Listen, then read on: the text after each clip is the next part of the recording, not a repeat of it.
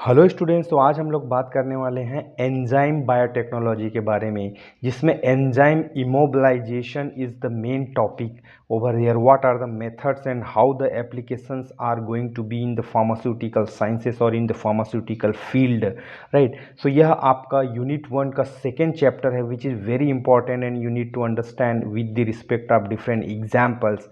So let's begin with the explanation. तो आज का जो टॉपिक है एंजाइम बायोटेक्नोलॉजी, क्या होता है यह? It is application of natural और engineered enzymes to develop and manufacturing of drugs, improve the drug delivery systems, and facilitate biocatalysis for production of active pharmaceutical ingredients, APIs, and diagnostic tools, right? So basically enzyme biotechnology में क्या होता है कि हम प्राकृतिक रूप से मिलने वाले एंजाइम या फिर मॉडिफाइड और इंजीनियर्ड एंजाइम का इस्तेमाल करते हैं। किस चीज़ के लिए? पर्टिकुलर ड्रग के मैन्युफैक्चरिंग को डेवलप करने के लिए, उसकी डिलीवरी को डेवलप करने के लिए, और पर्टिकुलर बायोकैटालिसिस को इन्हांस करने के लिए, ताकि हम एक particular API, active pharmaceutical ingredient और therapeutic agent we can prepare by our own by the using this enzyme technology tool, and even diagnostic tool also can be prepared, right? तो इन सब चीज़ों को बनाने के लिए इस्तेमाल किया जाता है एंजाइम का डिफरेंट टूल्स के द्वारा, डिफरेंट टेक्निक्स के द्वारा, ताकि हम इन चीज़ों में एक अच्छी तरीके से टेक्निक, मेथड और टूल तैयार कर पाएँ, ठीक है। तो इसमें जो फर्स्ट आता है एंजाइम सॉरी, एंजाइम इमोबिलाइजेशन। तो बेसिकली ये क्या होता है? It is the process of confining और attaching enzymes where to a solid support, it may be matrix, membrane, to enhance their stability, reusability, and efficiency in biochemical applications, है ना।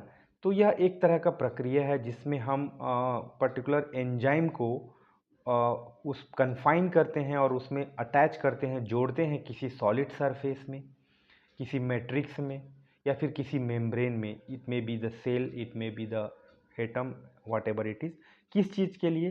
ताकि हम उस पर्टिकुलर प्रोडक्ट की स्टेबिलिटी को enhance कर पाएँ, उसको रीयूज़ कर पाएँ और उसकी इफ़िशियंसी को बढ़ा पाएँ किसी भी पर्टिकुलर बायोकेमिकल एप्लीकेशंस के लिए। For example, production of high fructose corn syrup.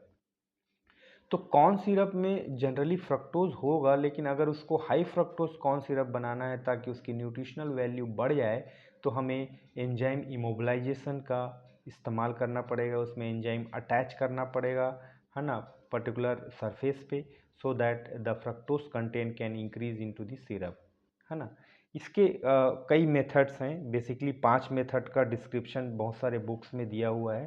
तो let's try to summarize those in the glance, right? So the first method, it is called adsorption, right? AD, इसको गलती मत करना, एब्जॉर्प्शन मत लिखना, दोनों में बहुत फर्क है ना। एक वर्ड से बहुत मीनिंग चेंज हो जाता है। AD, adsorption.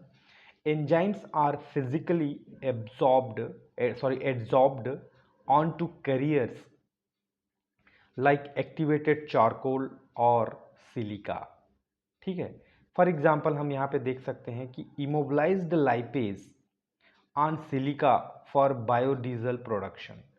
तो आजकल देख रहे हैं कि हम बायोडीजल प्रोडक्शन का ज़माना है, तो यहाँ पे क्या होता है कि इमोबिलाइज्ड लाइपेज, अगर वो इमोबिलाइज्ड रहेगा एंजाइम, तो वो सिलिका के सरफेस पे मतलब अटैच हो जाएगा, एड्जॉर्ब हो जाएगा। आप यहाँ पे देख सकते हैं कि पर्टिकुलर यह जो है सिलिका है मान लो, तो यहाँ पे जो ये एंजाइम है जो कि लाइपेज हो सकता है ना, तो यह यहाँ पे क्या होगा?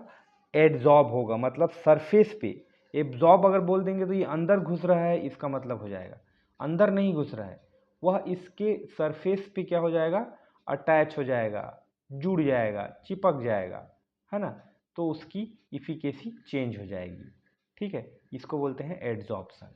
सेकेंड मेथड है कोवेलेंट बॉन्डिंग। तो आप लोगों ने ऑर्गेनिक केमिस्ट्री में पढ़ा होगा कोवेलेंट बॉन्ड, है ना, किस तरह से एटम एक दूसरे से जुड़ते हैं कोवेलेंट बॉन्ड्स के थ्रू, है ना। Enzymes are covalently attached to carriers through chemical bonds, है ना, that is covalent bond. For example glucose oxidase immobilised on agarose for biosensor.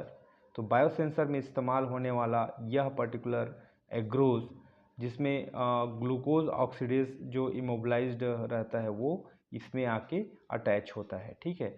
अब यहाँ पे आप देख सकते हैं ये जो सपोर्ट है यही जो मेन कंटेंट है, इसमें एंजाइम कैसे जुड़ते हैं बाय कोवेलेंट बॉन्ड। तो मान लो कि ये एंजाइम है and these are the bond which is covalently attached, right? So covalent bond they are forming bonding and they are attaching so that this particular entire मतलब biosensor में जो use होने वाला स्ट्रिप है वो that can be enhance it's efficacy, ठीक है। तो ये इमेज आप देख सकते हैं, बहुत सारे ऑथरों ने ये इमेज यूज़ किया है।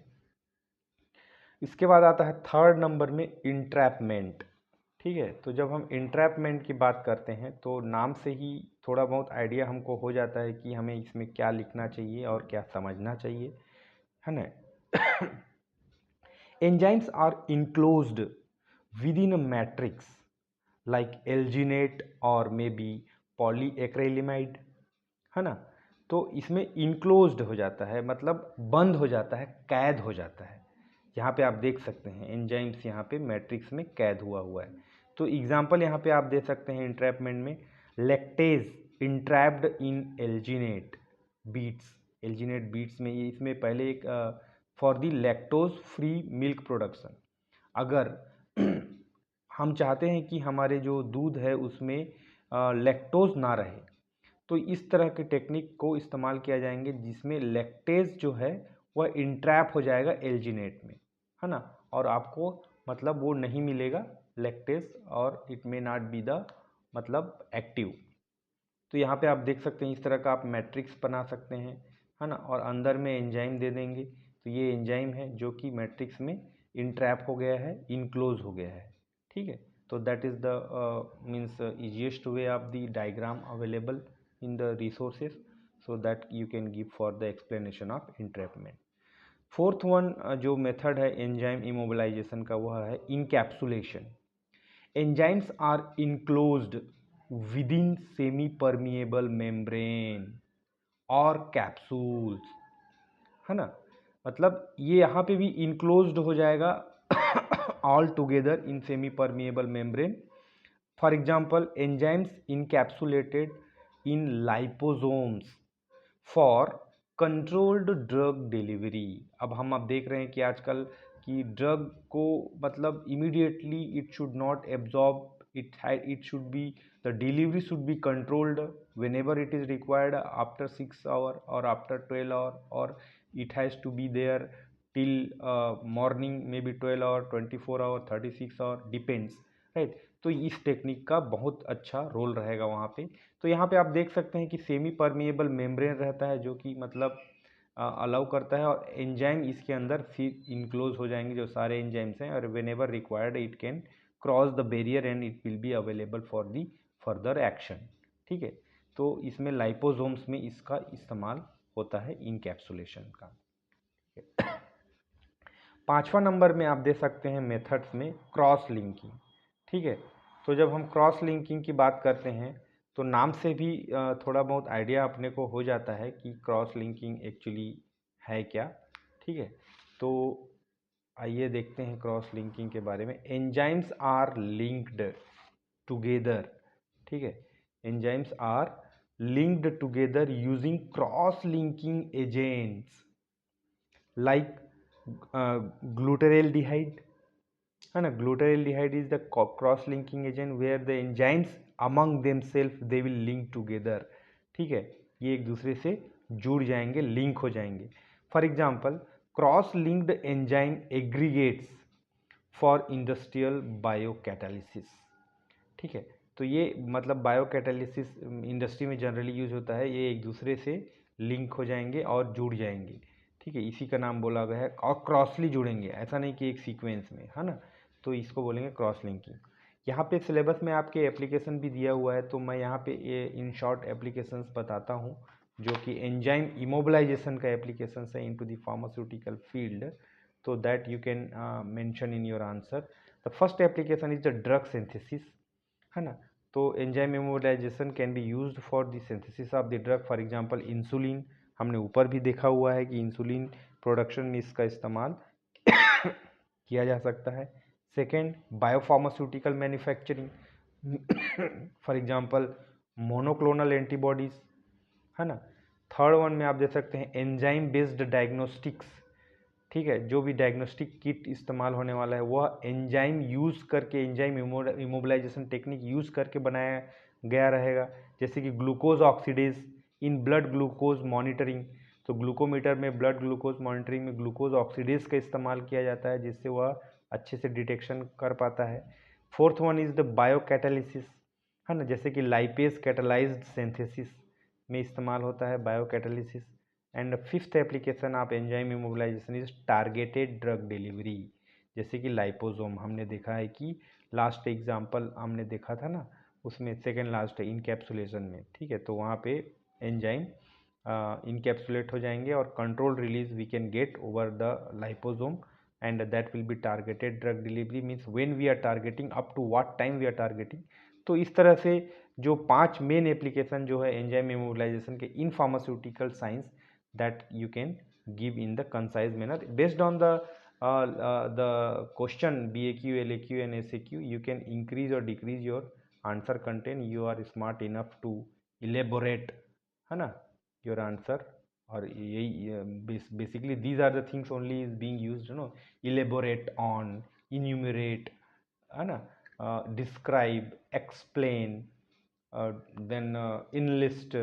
So you are very much aware about all those terminology which is being used to ask the question, and based on the marks allotted you can enhance or decrease your answer length, right? But the main theme is you have to understand what is the main theme of the particular topic. These notes will be available in the Telegram channel. Link I will give you in the description box. So by clicking the link, you can reach to the PDF file up from the Telegram channel and you can download it.